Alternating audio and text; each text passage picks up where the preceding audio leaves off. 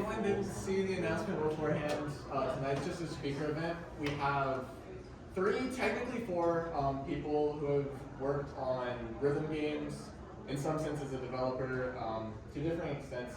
The first thing was a pre-recorded interview. It's going to be Rilegoat and Tari, who worked on EX-XDRiVER, which is a free-to-play game on Steam right now where you use a controller. It's meant to work with a gyroscope as well. And it was their first rhythm game that they had ever worked on. So a lot of what I focused on with this first interview was just kind of like getting your creative foot in the door and solidifying yourself and making sure that you can keep moving forward even if you fail at first. So with that, we are good to go. I guess one at a time, if you two want to say who you are, your tag, and then what your role with EX-XDRiVER is. Sure. My name is Riley, or Rilegoat on social medias, and I'm the project lead for EX-XDRiVER. And I'm Tari, and I'm the programming lead on EX-XDRiVER.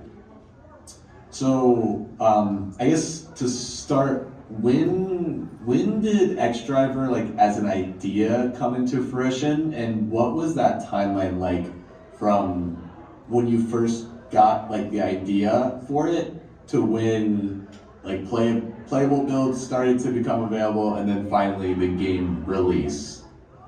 So EX-XDRiVER as an idea came up when I used to bike a lot when I was younger, just middle school, high school, and I fell in love with high tech as a genre. So I would listen to Megarex and albums like that while I was biking, and I was like, man, this would be a fun game. I'm thinking about racing games like Wipeout that have really cool techno soundtracks with futuristic racing, and I'm like, this as a rhythm game would be so cool, and I just this is such an immersive feeling. So I was also into arcade rhythm games at the time, so I was experiencing a lot of really interesting control schemes, like Sound Voltex not just being the mania lanes, but having knobs. Games like Shoot Rhythm, where there was much more dynamic movement. So I was like, what's a good way to combine these ideas that I'm having while I'm out biking with rhythm games, which is what I was currently into. So that's kind of when EX-XDRiVER started. There was a game engine that I used a lot growing up called Smile Basic, which is known in the US as Petite Computer on DSiWare, but also turned into Smile Basic 3 and 4 on later consoles. And it's designed as an introductory game engine that's entirely based on the programming language BASIC, or rather an adaptation of it for that engine. And I met a lot of cool people through that scene, but I also worked on a lot of my own smaller scale game projects using that engine too.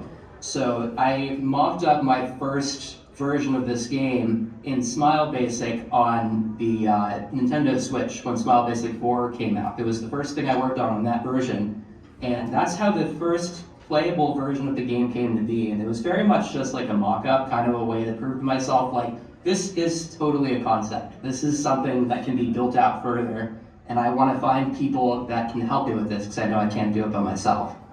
So I kind of threw the idea around a little bit. It sat on the back burner. I'd bring it back and work on it, and I shared it in various circles of rhythm game players or just friends that I knew online. And I ended up sharing it in a server with Tari, and I'm going to let Tari take over here for how the PC version of the game started to grow. Oh, gosh. In that one server, I was poked by one or two people to help out with this project that hasn't been started yet. I had no idea what it was at the time. I've seen maybe one or two posts on social media about it in the past, and then I said, sure, I'll try it. And we started working on it, I want to say early December of 22 now. Yeah. So that sounds right, yeah. Yeah, and it kind of just went from there. During the early development process, we had a build made for March. I think that was our first real build in March for Rumble in the Prairie. And ever since then, we've been working on the game just off and on, bringing dev builds to places where we go, and now we're able to release the game. But I think what's really cool is that grip build, like, we had not really shown off the game at all up until that point. Like, I had shown it as the Smile Basic version a couple times on social media, but we were keeping the PC version of this game very much on the down low. I don't think anybody really knew that we were actually working on it, other than a couple people in that server that Tari was originally poked in. And that the Rumble in the Prairie of 23 was the first time that we like really showed it off publicly and got a lot of input there. So I think that's when we really started picking up on like what people wanted out of the game and what was catching, what wasn't. So, which I'll get into on the later question too. But that first like public showing of the game I think was really good for our drive. Yeah, I think as well, you touched on this a little bit, but what kind of draws you to making a rhythm game over like any other genre? Like purely from like a game development perspective, because you talked about already being into rhythm games in general, but like with developing a rhythm game, has there been times where you think that your involvement with the community beforehand has been really beneficial? And also, on the other hand, do you think that there's been times where like the form might get in the way a little bit? Like, what have been your challenges and successes so far with doing this? To begin with, like why I think the game works well as a rhythm game and what drew me in that direction was at the time I was really invested in how people could use charting as expression, not only for just very like interesting technical charts, but like artistically and visually as well. I mean, I was getting into Archaea at that time, and a lot of the chart design that I saw in that game was really influential to me as a charter. So making a rhythm game felt like a good way to not only have an engine with an identity, but also have a way to express ideas per song. Like just each individual song could be so memorable. So a lot of it probably was just my involvement with rhythm games at the time, really shaping that idea. I think the other part was too, the idea felt very scalable as a rhythm game. I mean, once you make the engine and once you know what you're seeking out to do with the project, any songs you get from there on, what you plan to do, you can make little projects within that and then just like really express yourself through the charting it. So I think the rhythm, like it being a rhythm game, helps it in what we're aiming to do with the game. I'm sure Tari also has some input here about rhythm games and their start with them too.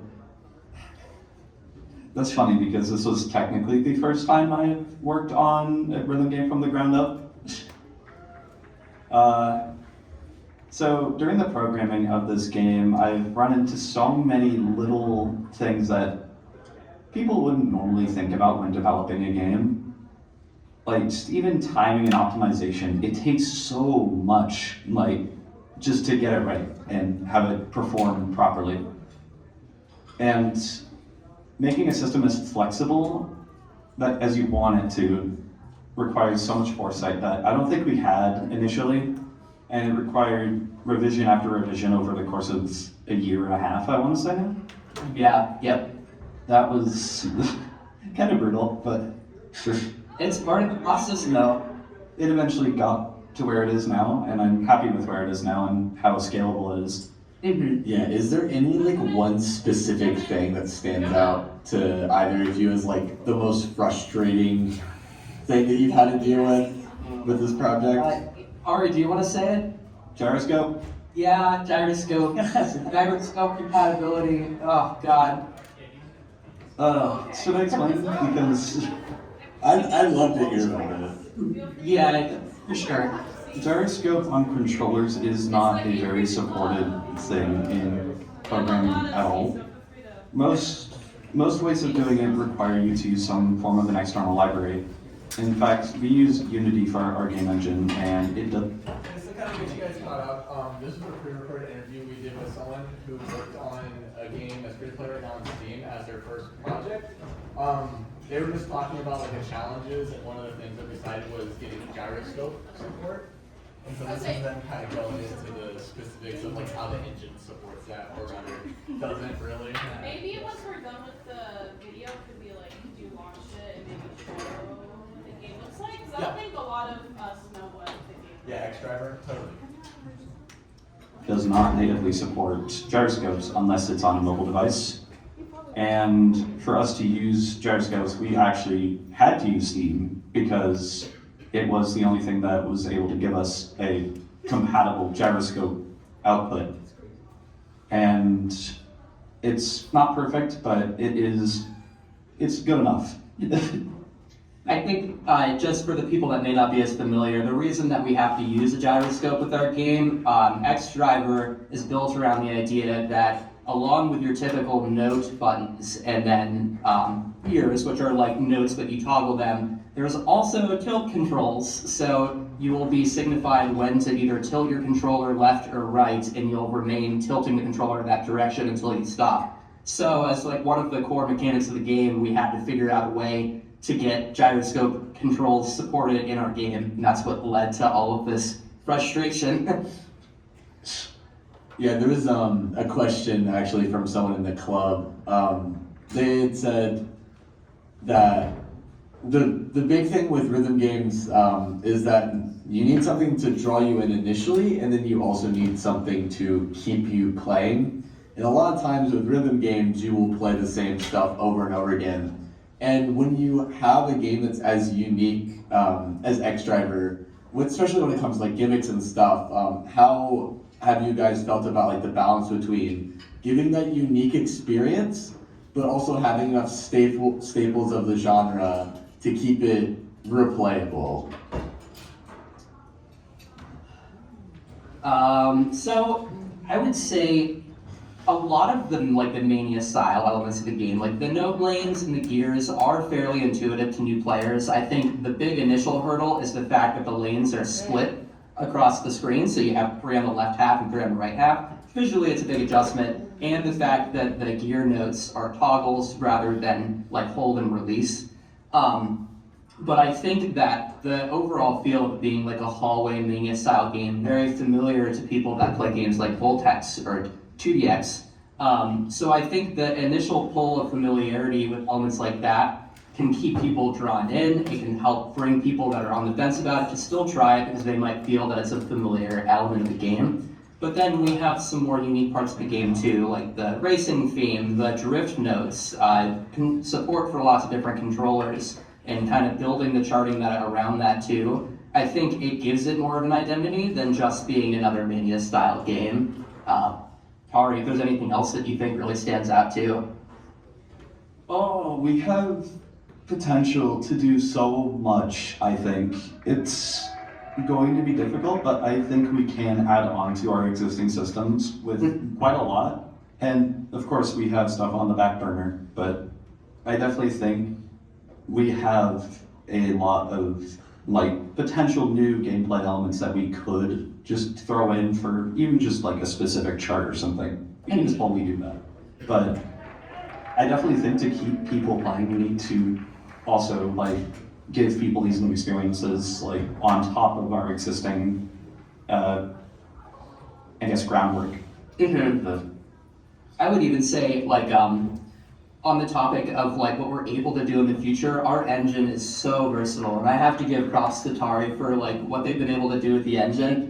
It blows me away what I see both our in-house charters as well as the customs charters for the game do, because it's like you have full reign of the camera, you have full reign over the notes, there's so much that you can do, and the event system within the scenes allows you to do so much that I think just the versatility of the charting engine, it gives us a lot of capability and a lot of potential for what we plan to do for upcoming versions of the game, as well as allowing the charting community to be able to take advantage of all those features we've implemented as well. Yeah, I guess in the realm of charting, I'm gonna kind of tie these two questions together because someone submitted a question just basically asking about your opinions on telephone music, which is kind of funny. But I think the idea is, I mean, when you're developing a rhythm game, you kind of have to, because you had your theme, right? How do you go about finding or even making music, because you also make music yourself, that fits within that, like, I guess, story world, like that realm of your game? And can that possibly include things like, you know, outside licenses, telemusic and whatnot? Like, is this something that you think about a lot when it comes to choosing what music you want to include? Oh, absolutely. And I think outside licenses, for the sake of bringing something familiar to the outside audience to want to draw them into the game, it's a must. It's why you see so many BMS crossovers into other games, like arcade rhythm games, or even other indie games that want to provide something that's familiar to a lot of players. But the originals really are what curate the feeling of the game and give it more of its identity. Since the beginning, like I mentioned earlier, the high-tech, the tech-core genres that I listen to a lot were really what shaped my idea for the identity of the music of the game. And that's a lot of what I lean into when I produce personally. So it's also what I've leaned into with people that are providing music, or when we look at songs to license, what we feel fits best within our already existing music library, but what could also be interesting to bring in. There's still so much music too from our original song submissions wave that has yet to be released. And a lot of it, I think, has been picked specifically to curate a lot of themes for characters that we have yet to reveal. We've revealed one so far, and there's still a lot more to come with the story and the genre selections that we plan to show off. So I think that it'll prove itself to be pretty eclectic with the genres that we've picked, that I think most genres will work with our game. You know, I have that tech core as a base, but we still have so much to show that's very out there compared to what's in the game right now. Do you have any tips for people that are looking into getting into game development? Oh, I mean, from both a technical and a project lead perspective, absolutely. I don't know if Tari, if you want to lead with some technical tips for people, but I think we both kind of agree on like the project management points that I plan to bring up. So if there's anything special. Yeah, I have quite a bit of knowledge from having been to a pretty professional college, I guess. It doesn't feel very professional, but they're cool. But I took a lot from that. All I really do have to say is start small, network with as many people as you can. Seriously, networking helps so much. And also, like, just email people. If you want people to, like, review, like, your resume or something, just email someone or message them. It's, like, people will probably help out. If you're looking to start in game development, make some mods of some games you like, if they allow for it. Do some tutorials in many game engines. Look into what game you want to make, and then do research on what engine fits the bill. There's hundreds of postmortems of game development, like progress of many, many games, and they're all posted online. You can go read up on that stuff. It's good. There's a lot of resources everywhere. Don't be afraid to ask for help. Don't be afraid to research. It's always going to help out. Yeah, I totally agree. And even to build off that too, the main thing that I feel like I've learned is just like iterate, iterate, iterate. You're not going to get it perfect on the first try. It's near impossible to know exactly what you need to do, how it's going to be received, how it's going to work, and have absolutely everything future-proof. Planning is super important, don't get me wrong, but I think if you can learn to accept that, like, you know, what you put down now, it's okay if you change it later. Take the feedback that you get to heart and put it into the next thing that you do with the game. There are plenty of things that we've worked on and realized didn't work, that we had to go back and revise, and ended up making it better in the long run. So rather than trying to make something that didn't entirely work in the long run, we went back and changed it, and I think that's really important to keep in mind. Building off of Tari's networking point too, it's going to be scary when you email those first few people that feel like they're way out of your league in terms of development, or if you're making a rhythm game and you want to email this high-profile artist about a song, just email them. It doesn't hurt to contact them. It was like scary my first few times emailing bigger name artists too, but it doesn't hurt. The worst that can happen is you don't hear back. It's not going to, you're not going to screw up what you say, you're not going to stumble. It never hurts to just reach out to people. So find people that are strong in areas where you may be weak, and don't be afraid to ask for help, because getting more people together is going to make it so much easier for yourselves in the long run to make a really cool and unique project. Awesome. Well, thank you two so much, honestly, for that. Tari or Riley, if either of you have any like final remarks about anything, go for it. I think Arn might add something there. I actually would like to iterate on that. Yeah, go for it. Don't be afraid to prototype. Like, you need to prototype, like, just small game ideas. And don't be too worried about optimizing your code super early on. Just prototype something, see what works, iterate on it, and keep working on it from there. It's always good to just throw ideas together and make something small and see if it works and see if it's cool. Yeah, absolutely. And for those who have not seen video games in general, or specifically the game they worked on, I will show off a little bit of gameplay. Jackson's playing it right now. Oh, he is? Oh yeah, so Let's get Jackson's gameplay on the screen. He just found out my sound. Please be careful with it. It's racing. this is probably a guy's army.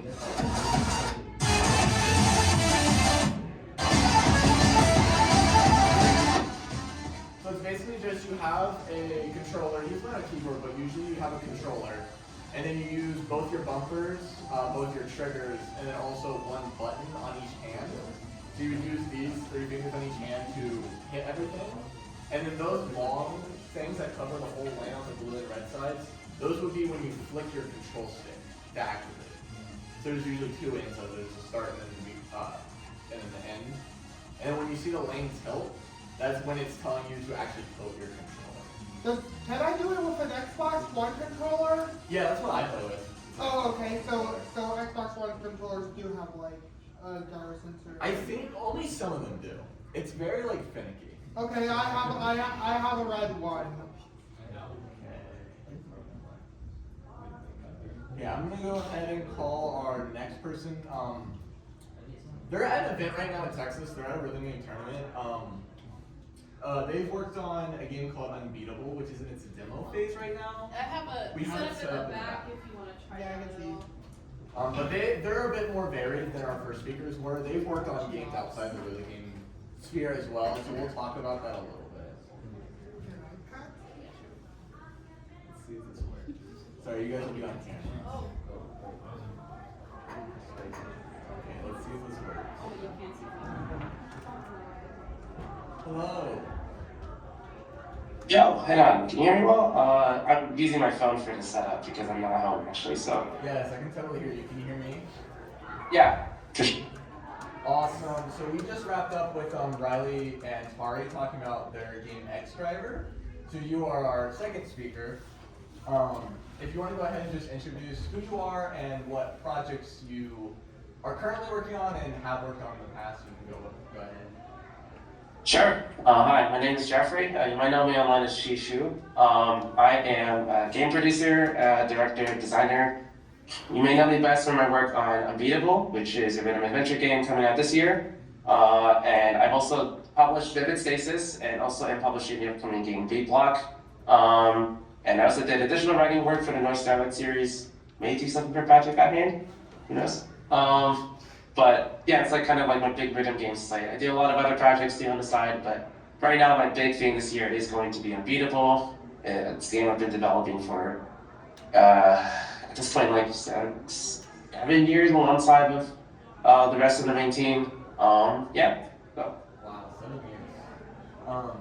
yeah, I was in high school when I started working on it. Yeah.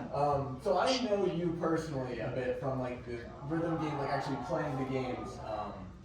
And I just started to get more into actually like the indie scene, and realizing that you worked on games was really interesting. I was kind of curious what or kind of who inspired you to start working on rhythm game like development, and also how that kind of connects to your experience as a player of the games. So it kind of just all starts with Andrew. So Andrew Size, the games, one of the games directors for Unbeatable.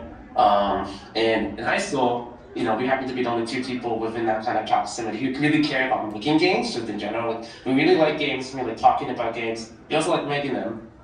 and he entertains the idea of like, what if we made like a rhythm game together, you know? Because we both played a little bit of OSU here and there, and we're like, sure, that sounds like a good idea. We wanted to have an original soundtrack, and we were also thinking about wanting to have some bit of an emphasis on the story. The only like thing that really kind of existed at the time to have like any tangible form was a very early concept design of Beat, the main protagonist from our game.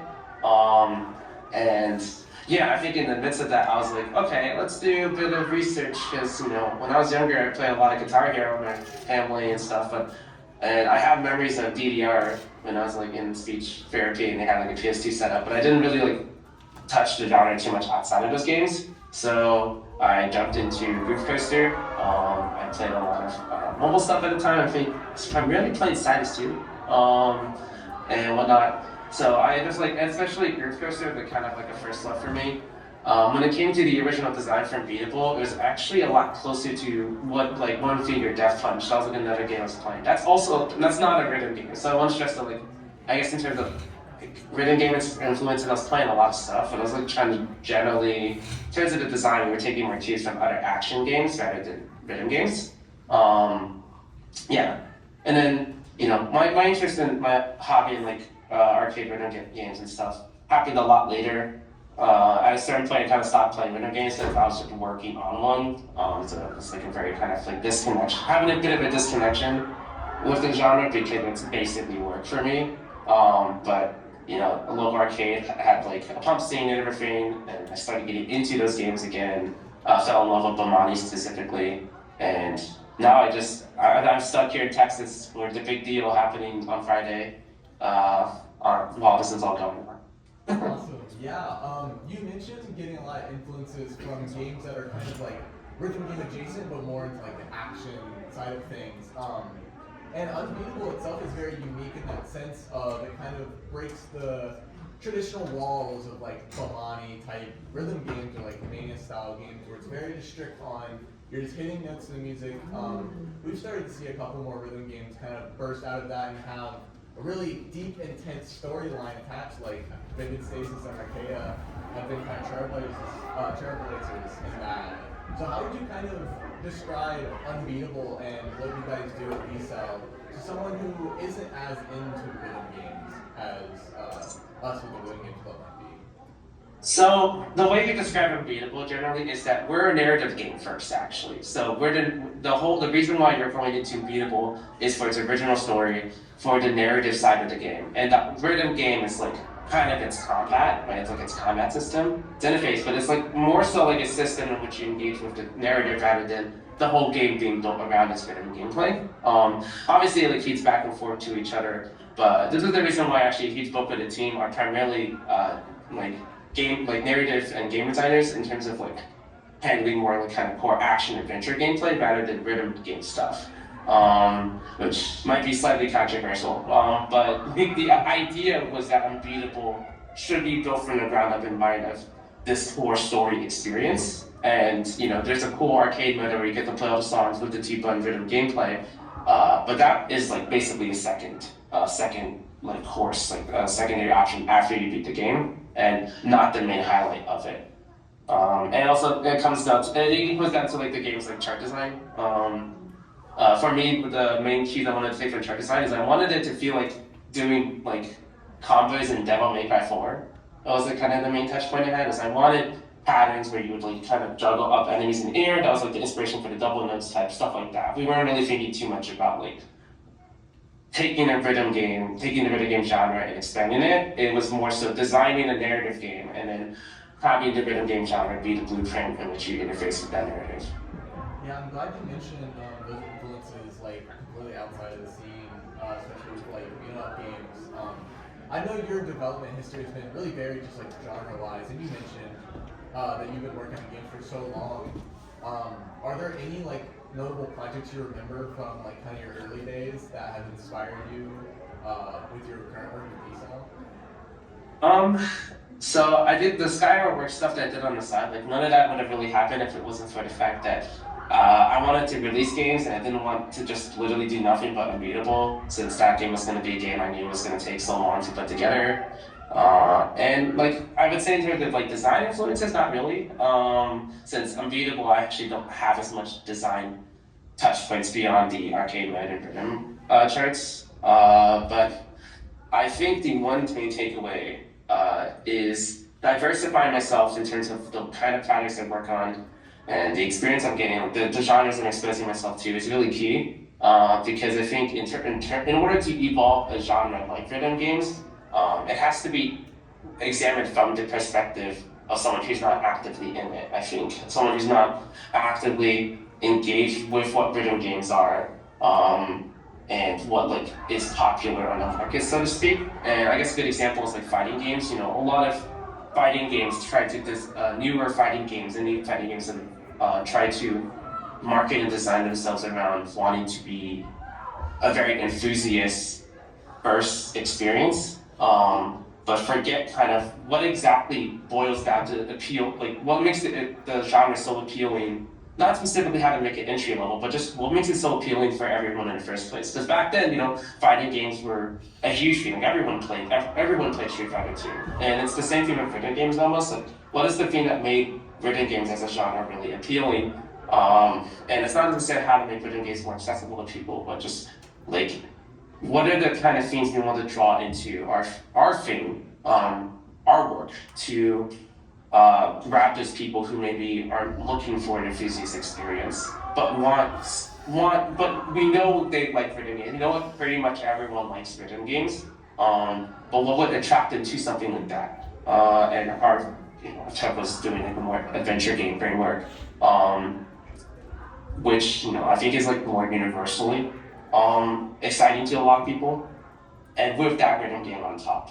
I guess I almost lost a little bit of track of where I was going with this, but the point is like working on games like March into Strange stuff, like kind of help develop like the idea that there's when I'm designing a game, I want it to be more than just a singular thing. I want it to be a whole package. I want it to be a whole experience, and I'm just drawing in elements from all sorts of different styles of arts, all sorts of different styles of creation. Not making it one singular thing, not focused on one singular act. Because if you just focus on a singular style of game, a singular system, and the game's just built exclusively in light of that, like you have a really strong system, but you don't have a really strong package, a really strong and cohesive experience. And I always think about like the sum of all the parts rather than the individual pieces, so to speak.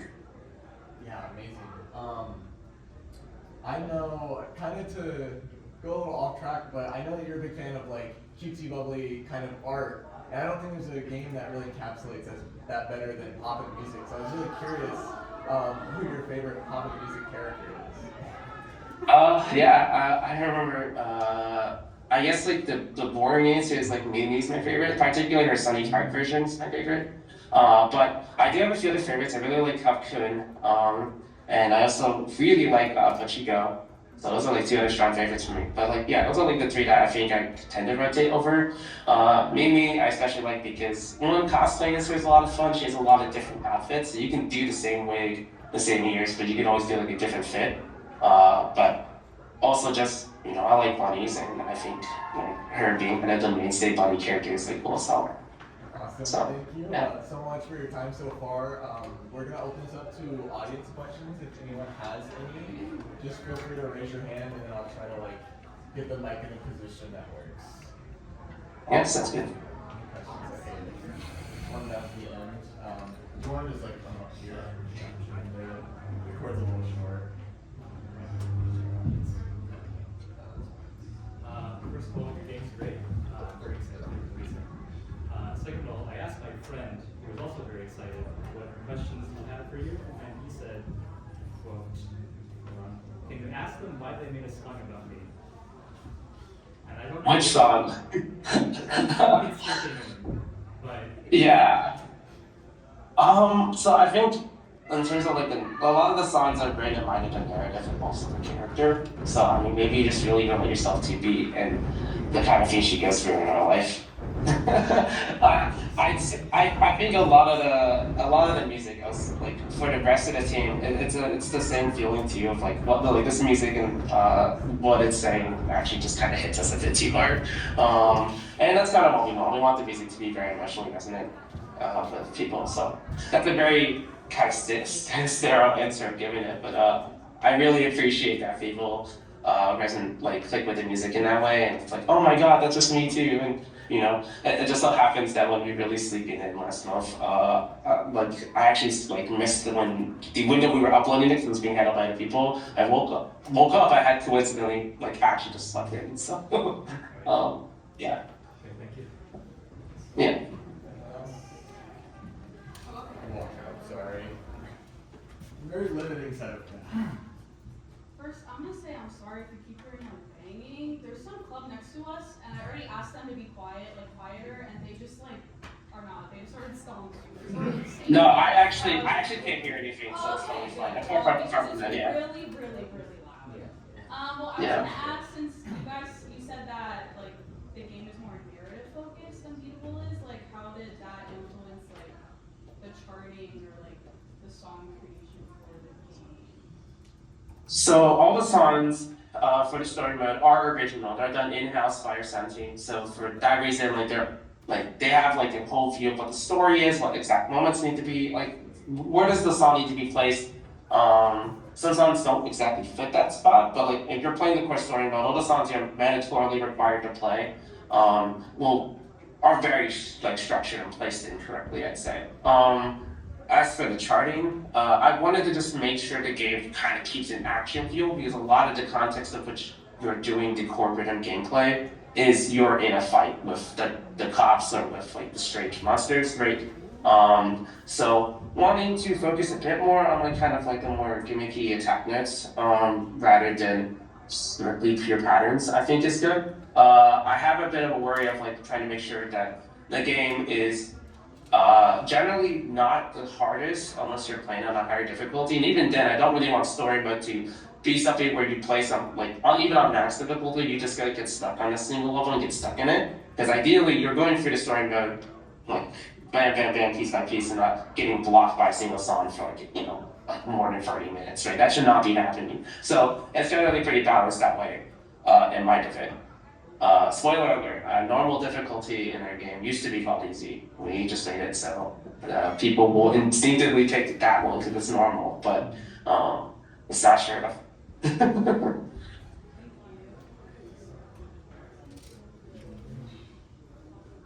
got it.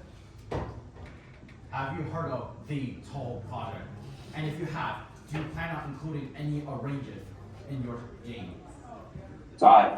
So I can't say anything direct on this, but I do know if we wanted to do like get the license for Toho, how to do it.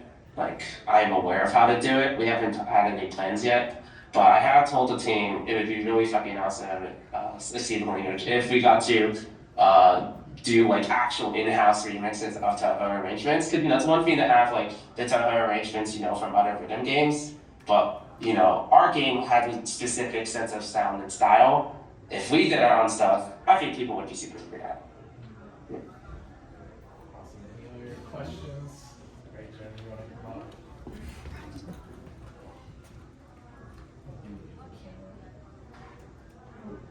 How do you balance like all the super cinematic elements of Unbeatable with like modular difficulties and charting to make sure that everything like flows right? So I don't think people notice super off the this is like a little off the cuff. So for the core 2.1 rhythm gameplay, there are multiple difficulties, and they are so like that's handled appropriately and not the biggest deal. In the event that there's more like different types of rhythm gameplay, like mini games or like kind of cinematic moments, those are not affected by the difficulty you select. So they'll be the same for everybody when they play. They're generally designed to be easy for everyone to be able to do. Hopefully so. I guess that's like the big answer to it. Balance of like the cinema, I would say cinematics generally has the higher ratio to gameplay in some of those more key sequences, but when you're actually interacting with it, if it's not the core rhythm gameplay, it's going to be the same like density no matter what. And it's meant to just be simple enough to keep you in the rhythm and invested in the experience, but we don't want it to actually be challenging and demanding. After all, it's like kind of what the game's arcade mode is for. So like it switches between chartable elements and like fully scripted frame by frame. So that depends. Some parts of the game do that, some parts don't. The line is blurry. Let's put it that way. That's awesome. Thank you. Mm-hmm. Okay, we are coming up on time. I really truly do appreciate you taking the time with us, especially having traveled. I know you were like just on a plane very recently. So hopefully hopefully you're getting adjusted well. And good luck with your brackets at the big deal if you're entering any. Yeah, I'll be in both DDR tournaments and also TDX. So that is my plan from here on Friday. I don't know if they're streaming TDX. I know they're doing DDR. I'm pretty sure they are actually, which is Mm-hmm. exciting. But yeah. Oh, fun. I think we set a record for saying the words rhythm game the most in like 20 minutes. So congratulations to us. Thank you so much for your time. Thank you so much for having me. Yeah. Thank you so much, everybody. Thank you. That's how I say hi. Okay.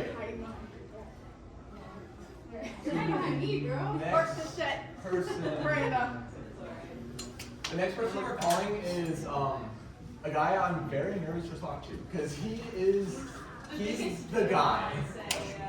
TaroNuke is someone that has been like modding, charting, developing games in general, not just rhythm games, for 20 years now. He's made charts for like big companies like Archaea. He's made whole like community projects like something known as Not ITG, which kind of has its own like legacy now. And now he's working with like Japanese composers and developers to make his own rhythm game that's coming out on Steam pretty soon. So it's kind of hard to it's kind of hard to like really grasp like how much this guy has done. And we don't have too much time to talk to him, so I hope we can get a little bit of that out. But we'll call him now, and hopefully he's ready.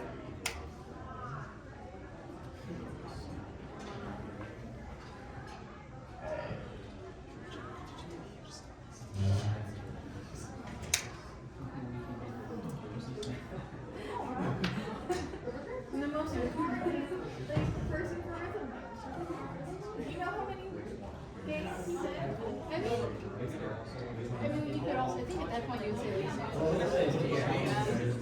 Hi, yeah. I'm gonna turn Can you hear me? Yes, I can hear you. I'm gonna turn it up a little bit.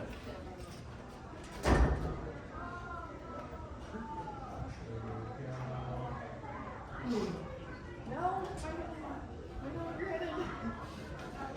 Awesome. Okay. You are going to be our last speaker for the night. We just got done talking with Jisoo, who's at an event right now. So I'm really glad he took the time to talk to us. But we have some time, hopefully enough to get through all the questions. At least I have, and leave some time open for the audience to ask some. But just to get us started, would you mind saying who you are and what projects you're both either currently working on or have worked on? I'm TaroNuke. Oh, there's some pretty bad echo coming through your mic. I'm hearing myself. Yeah, I'm TaroNuke. I've worked on, I don't know if you probably played a rhythm game in the past like 5 years. I've probably been involved in it in some way. I worked on Archaea. I did some charts for that. I wrote some gimmicks for that. I've worked on Vivid Stasis. I've worked on A Dance of Fire and Ice. I've worked on Not ITG / Stepmania / a bunch of those, ITG Mania, Outfox, that sort of thing. I was the lead programmer on Pump It Up Infinity, which is an arcade version of one of the like Western Pump It Up games that came out in 2013. I worked on Noise Starlight, etc. Anyway, what I'm currently working on, we're currently wrapping up development on Noise Starlight and moving on to PROJEKT GODHAND. Wishlist now. It's a strange rhythm game where it doesn't matter what key, it doesn't matter where the note is, as long as you press the keyboard, your key on the correct half of your keyboard, you can just hit anywhere, and it's really, it's really accessible and simple.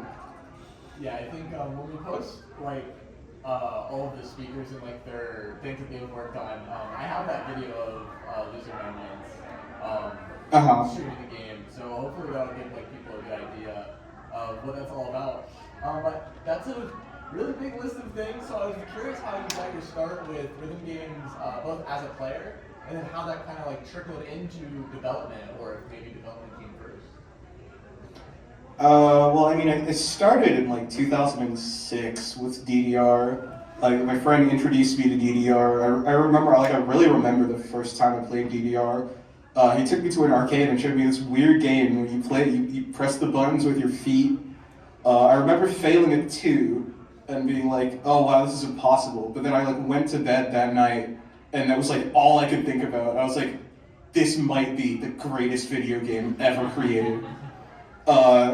And then I decided from then on that I was gonna get cracked at it. And I just like played DDR basically every week for like, I don't know, a decade. But yeah, pretty much, and then also, I actually didn't know about Stepmania until a little while later. It was like, wait, you can play this with your hands? Wait, people can make charts for it? All right, I gotta make some charts for this. And then I started making charts that were really bad, but eventually I got inspired by Windu, now known as Ellie, as a person who makes these gimmicky charts for In the Groove, which was a sort of, this guy called Kyle Ward decided to make his own like version of DDR called In the Groove, and that had this thing called mod courses where these sort of, the direction that the notes take towards the receptors is like a mathematical function that can be like influenced by all these different effects and things, and you can write scripts that affect those in real time, and I thought it was like the coolest thing in the world. And I was like, all right, I'm gonna make some of these. And that's pretty much how it started. There's a lot that I skipped. Like, I decided, I went to an anime convention and I saw the setup that they had, and I was like, I mean, you could probably be doing this better. And then I kind of took over the setup, and that was how I did my first tournament. And then from then on, the UKSOT series took off and became its whole like big thing. But yeah, pretty much one day I just saw something and went, I could do that, and tried to do it. Yeah, I'm so glad you touched on like gimmicks and how like mod charts work out. And I mean, like even to this day, stuff like games pushing the boundary of gimmicks, like with RK, especially like April Fool's charts. And mod charts are still going pretty strong. When it comes to like visual creativity, there's so many like avenues you can go down, both within the bounds of the game itself, and like we were saying, with being able to code kind of your own like mathematical functions for mod charts, like outside of the bounds. You really are one of the like creators and like main contributors to what has pushed that like gimmick landscape so far. And so I was curious, what like appeals to you so much about this like visual side of rhythm games as opposed to the audio that I mean is in the namesake?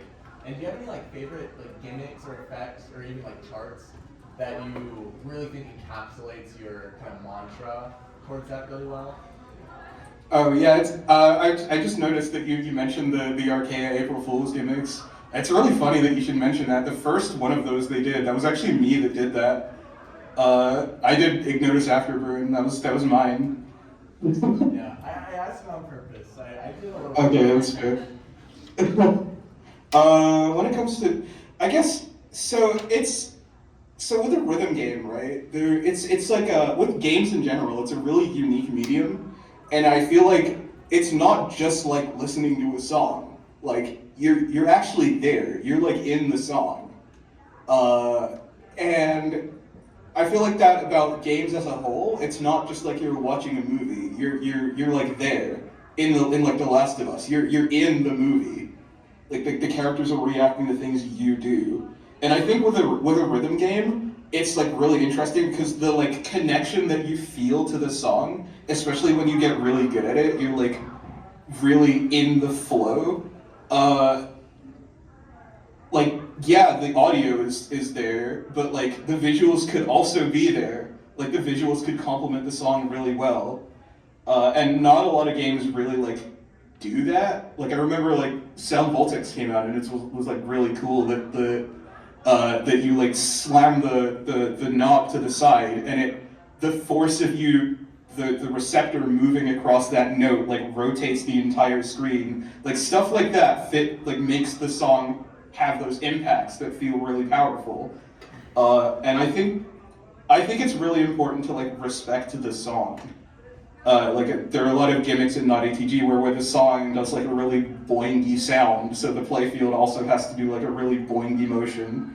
It just like it makes sense, but only like it makes sense in a weird way, like to me.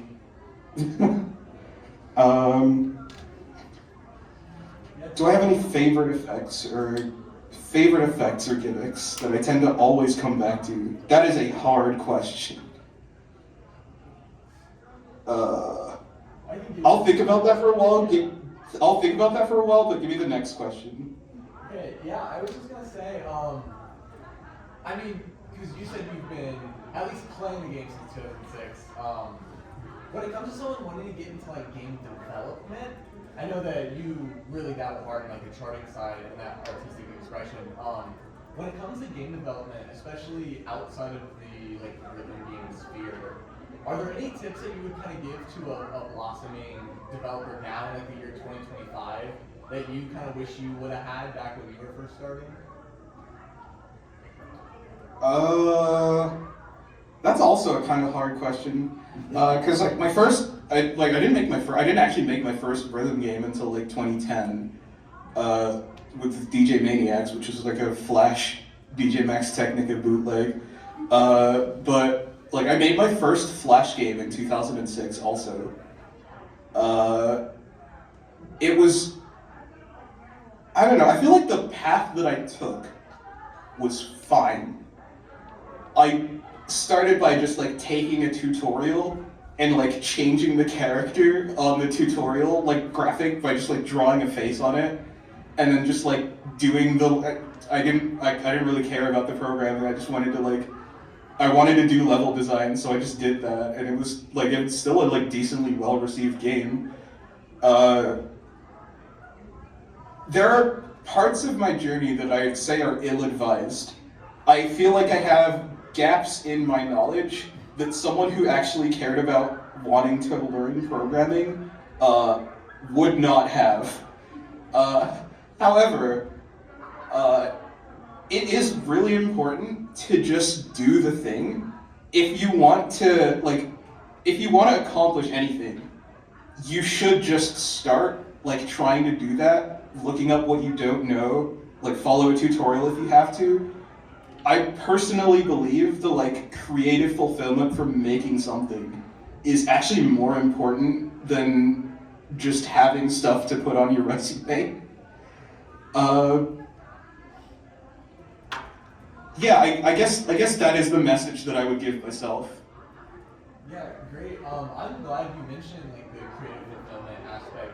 So I was really curious with when you have a passion for so long, I know Chishu was mentioning that they've been developing since they were really, really young, all throughout middle school and high school, and are still doing it now, and have been working on the same game for 7 years at this point. I was curious if there's anything that gives you consistent motivation to keep going. I know you started the tournament series with UK SRT. Creative fulfillment is so important, and so yeah, I was just curious, is there anything that gives you the motivation to keep going? It's a little bit philosophical, a little bit too Personally, I do have an answer for this. I have an answer for this immediately. The thing that keeps me going is making stuff that makes people go, what the hell? Looking at something, I don't know. When I made the monkey ball thing in UKSRTX, there's a monkey ball segment in the middle of the tournament round, it just like, if you're playing a dance game and then all of a sudden it's just monkey ball. And I spent like 2 weeks doing that. I had to figure out how quaternions work. I had to do it all myself because it's not ITG, it's not like a game engine. And I had to like write all the 3D collisions and all that. But the motivation was knowing that someone would realize that I had to do that and think, what the hell? Why did he do that? I see someone's raised their hand. Is that like a question? Oh, yes. I like how that guy nods in vivid stasis where like the. Oh, I can't hear you. I'm sorry. What the? Oh, let me. Okay, y'all. Oh, I also like your mod charts from vivid stasis, especially like 0, 0. Oh, it's 0, 0. Like, especially the fact that I got what the fuck title. Yeah.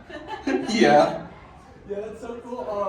I remember I was talking with a friend about this event actually, and they mentioned like, you know, Taro kind of makes things that like your mom would send you and be like, is this what you do? Like, is this what you play? Like, having like a WarioWare thing inside of like a rhythm game. It's something that can go viral even outside of like our little scene. And I've always like really respected that, and I found it really interesting that these things can kind of exist that transcend, you know, the medium and the form that we get so used to, right? We get so like caught up in these kind of like traditional things that like Bamani and these other like really rigid games do. So to have someone that so consistently breaks the mold, and even further that makes it a point to do that, is really, really special. And I'm super glad that you bring up that motivation. It's so poignant. I love that so much. Oh, and I guess another answer to like why the visuals is because, I mean, if you, it's less stamina intensive, right? Like if you want to hit 240 BPM 16ths, you could just play other games. Like that already exists. I want to make stuff that doesn't exist. That's great. To bring it back a little bit, is there any like project or something that you remember being particularly frustrating to work on? You don't have to like name names of like people or anything, but like charts or like effects that you really wanted to make that you just couldn't really make the way that you were visualizing in your head. So those may have sounded like one question to you, but that was like 3 or 4 questions. And they all have different answers. But anyway, so I guess like stage 2 of UKSRTX was like kind of hard to work on, where it's like, it's this sort of Deltarune parody where you have the characters on the left, like in Deltarune, and the enemy on the right. And then there's playfields on the bottom where the player's where your status bar would be. And like when the character gets hit, like a playfield would get a mod applied to it.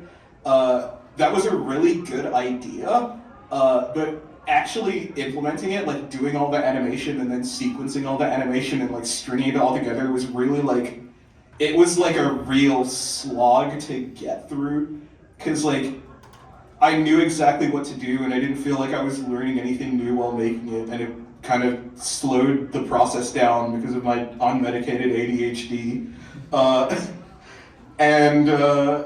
I guess something like making 0, 0 in Vivid Stasis was really hard because that was just Game Maker. I had to like go into the Vivid Stasis code base and add all of that functionality myself while writing the mods. And that was hard because of that. I guess stage 4B of UKSRTX was kind of sad because like we worked really hard on it and then it didn't work correctly on the machine during the event. When stuff like that can always happen, and like you tested it a million times on your machine and then you put it on the arcade cabinet because you didn't have access to it earlier because it's in someone else's garage. And then it just like doesn't work right, and then you're just like, oh, okay. Yeah, actually, it reminds me, I have a little, one of my own anecdotes. I used to work on, or I made OSURGC tournament that was dedicated kind of like scroll velocities within the game itself. So we were really Oh, nice. Yeah, like the editor in OSURGC is very, very limiting when it comes to like scroll velocity and like gimmicks. But the tiebreaker song that we did was a collab between a lot of people, and one of the guys was Russian, and we were working on like a shared thing for it, and he was the last person to submit and edit for it. And 30 minutes before we were supposed to do the showcase for it, something that he had submitted broke like the BPM gimmick for it, and literally wouldn't let you play the chart. So I had to wake up like immediately and fix it right before we were supposed to go live and the players were supposed to go to play it. So I've had an experience like that. It was really frustrating because dealing with like people from all around the world, so the time zones were all messed up. Yeah, like with programming, I'm sure a lot of people, especially when you first start out, like when things don't work as intended, it can be really frustrating. But like Riley and Tari were mentioning in the pre-recorded interview we had, it's really just important to do something, get something done, even if it doesn't work, and then iterate on it later and just keep going, because you can always come back to ideas. You know? About that Russian, about the Russian who was that the European comma bug? No. Like it was the European period. Yeah, it was, the tournament was called SVSE, and what he had done was he used it outside like software, I guess, to generate BPM points, and how Pepe like made BPM work was that if the game considers the first timing point as being before like 0, like exactly 0, then it will consider the whole like chart untimed. So he did something that made That's the exciting. point that was later in the chart act as if it was before. So it would make the BPM of the song be listed as negative infinity to infinity. Which there's a way easier way to do that. So I was very frustrated with it, but it was a whole thing, yeah. I thought of one more thing about if you're frustrated that it doesn't look like how it does in your head. You have to, so this is actually, I feel like it's really important to say this. You have to let go. Like, that, no one else playing the chart can see what was in your head. And what they end up seeing will still be impressive to them, even if it's not what you had in mind. There have been times where I've like made something and then it wasn't what I had in my head. And then I've gone back and looked at it like after the fact and been like, actually this kind of slapped though still. And then there's stuff like Doppelganger from EK-XDRiVER where I had this really big idea for the last section of it. I got it half done and I was like, yeah, this is really fun. I implemented the rest and it started getting like less and less fun the closer to what it was in my head like it got. And I was like, okay, well let's just dial it back and the thing that I already have is fine, just release that. Yeah, that's awesome. Honestly, really great advice for just like game development and life in general, you know? Like if something ends up not going the way that you want it, it's really just important to keep moving and make sure that you take something out of it at least. And we are sadly coming up on time. We're a bit limited by the space that we reserved. But we do have about 10 minutes to open up to audience questions, so if anyone has questions, we already got one if you want to come up. The mics, the sound doesn't. Yeah, I got it. I got it. So first, thanks so much for being here. My question is mostly related to like charting theory, and obviously you've had a lot of things of like Advanced and Fire and Ice, like new official sort of game engines rather than even custom streaming. So I was curious, when you're designing all of these gimmicks and sort of pushing technical boundaries of a game, how do you balance sort of your vision for what the engine could provide versus what players are able to comprehend? I generally start by having an idea that is a really, really, really dumbed down version of something that I've already done before. And then I, even then, still probably have to nerf it after that based on player feedback. But I always want to make sure, so I always want to make sure, like regardless of what it is, there is something that is like the game that you already know, being used to teach you what the new bullshit I'm making is. That's an important thing. Appreciate it. That's really it. Another one right in the front. Here's Rice again. Hello. Hey. Have you heard of the Toho project? Oh, yes. Yes, I quite have. Actually, a lot of the oldest YouTube videos on my YouTube channel are me beating all the Windows extra stages. Respect. I still can't pass. I still can't get past stage 4 on many of them. Fair enough. But you are right about, trying not just game development, but also gaming in general. Oh yeah, you just gotta do it. Like, oh yeah, about Toho, it is not shameful to play on easy mode. Everyone was like, I remember back in the day, it was like a huge meme where it's like, hey, easy mode. Like you gotta play on easy mode. It's how you learn how to play normal. Eventually, you don't need to play on easy anymore. But it's fine to start with easy. It's totally fine. I remember even Zun. Zun was like, I used to think it was shameful to play on easy, but nowadays I actually find that it was this was from an interview in 2024, by the way. He said, I find that it was actually terrible of me to be thinking that way. Alright, that's nice. Also, thank you for creating, or at least helping, did you make or create a Dance of Fire and Ice? Because I tried the itch demo version last summer and it was kind of fun, even though I couldn't get past the tutorial. I only worked on Neo Cosmos, but in the base game of A Dance of Fire and Ice, I did a lot of work on the editor, like the chart editor for that. Yeah, thank you. Also, I'm a little bit disappointed by the lack of Toho charts for A Dance of Fire and Ice because all the ones I find on YouTube at least are made by one person. Toho is very hard to wrangle license-wise. Another question. Yeah. Sorry that I didn't bring you to the front.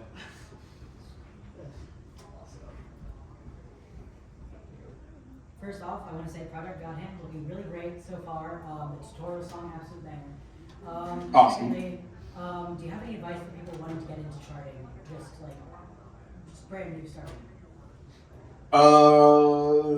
It is much better to go into a chart. Think of it like making a good Mario Maker stage. It's better to have an idea and build on that idea than to just put whatever you can think of in the chart as you go. Because if the chart has a new idea every 2 measures, it's really, none of it is memorable, and it feels really unfocused. And if you go through level design guides, they'll all have similar advice pretty much. And a thing that's specific to charting that you'll notice in a lot of Pump It Up and Archaea charts is symmetry good. If you do something going one way, I don't know, you have a pattern that follows the song in a particular way, when the song does that same thing again, do the same pattern again, but mirror it. It's a cheat code. If the artist is allowed to copy paste mirror the audio, then I'm allowed to copy paste mirror the chart. Cool. Okay, I think we have time for about 2 more questions. If anyone has any, I think we might be good. Okay. Then move on.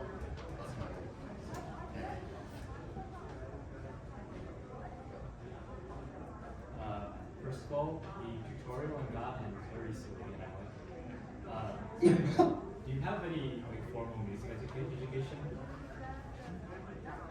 No. Pretty much everything I know about music and music theory comes from rhythm games. Alright, I have no further questions. That's awesome. Okay, yeah, I truly appreciate your time. Thank you so much for being here with us and talking. This is one of the first speaker events we've done like this, where we're kind of calling people.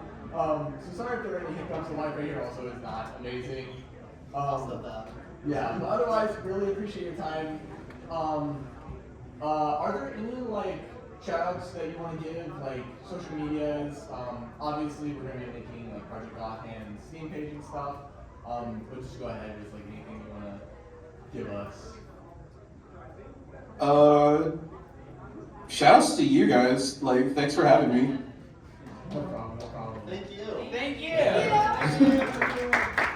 Yeah. All right, see you. Thank you so much. See ya.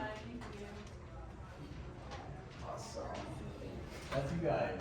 Bye.